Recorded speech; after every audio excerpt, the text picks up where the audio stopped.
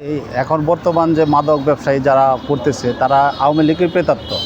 বিএনপির ছাত্রদল বলেন, যুবদল বলেন, তাদের কঠিন নির্দেশনা তারা কোনো অপকর্ম জড়াতে পারবে না এবং জড়াচ্ছেও না। যারাই করতেছে তারা আওয়ামী লীগের প্রেতাত্মরা, তারা বিএনপির গায়ে বদনাম দেওয়ার জন্য তারা বিভিন্ন জায়গায় এই অপকর্মগুলি করাচ্ছে।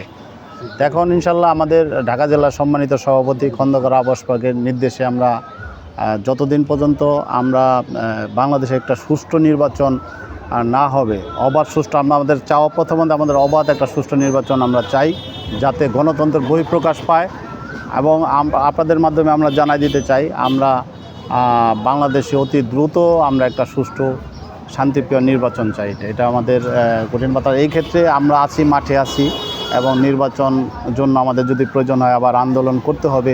আমরা 17 বছর ধরে আন্দোলন করতেছি শুধুমাত্র আমরা অবাধ সুষ্ঠু নির্বাচনের জন্য। এর জন্য আমরা অনেক আমাদের নেতাকর্মী মামলা হামলার শিকার হয়েছে, দীর্ঘদিন পলাতক অবস্থা থাকতে হয়েছে, কেউ ব্যবসা করতে পারে নাই, কেউ ঠিকমতো বাসায় থাকতে পারে নাই।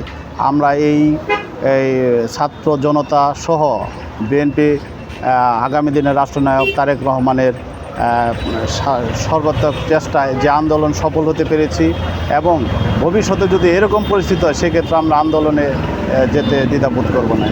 ধন্যবাদ আপনাকে। সুপ্রিয় দর্শক, আপনারা জানেন